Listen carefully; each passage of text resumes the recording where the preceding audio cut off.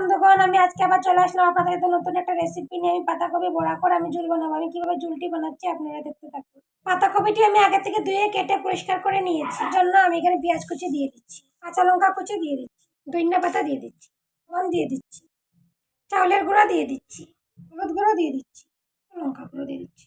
করে মেখে নেব। ভালো করে মেখে নিয়েছি, দিয়ে কড়াইটাও বসিয়ে দিলাম। কড়াইটা গরম হয়ে গেছে, আমি তেল দিয়ে দিচ্ছি। তেল গরম হয়ে গেছে, এক এক করে বড়াগুলো আমি দিয়ে দেব। বড়াগুলো এক এক করে আমি উল্টিয়ে নেব। পরে সবগুলো আমার উল্টানো হয়ে গেছে। বড়াগুলো হচ্ছে, আমি ওইদিকে পেস্ট করে নেব। পেঁয়াজগুলো নিয়েছি, রসুন দিয়ে দেব, আদা দিয়ে দিচ্ছি, পেস্ট করে নেব। পেস্ট করা হয়ে গেছে, আমি এখন নামিয়ে নেব বড়াগুলো। বড়া নামিয়ে নিলাম। আলুগুলো ফ্রাই করে নেব। একটু হলুদ গুঁড়ো দিয়ে দিচ্ছি, অল্প সময় ঢাকা দিয়ে রেখে দেব। ঢাকনাটা নামিয়ে নেব। আলুগুলো ফ্রাই হয়ে গেছে, নামিয়ে নেব।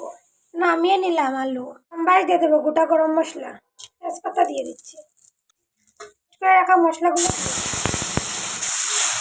হলুদ গুঁড়ো দিয়ে দিচ্ছি, জিরের গুঁড়ো দিয়ে দিচ্ছি, লঙ্কা গুঁড়ো দিয়ে দিচ্ছি, ধনিয়া পাউডার দিয়ে দিচ্ছি।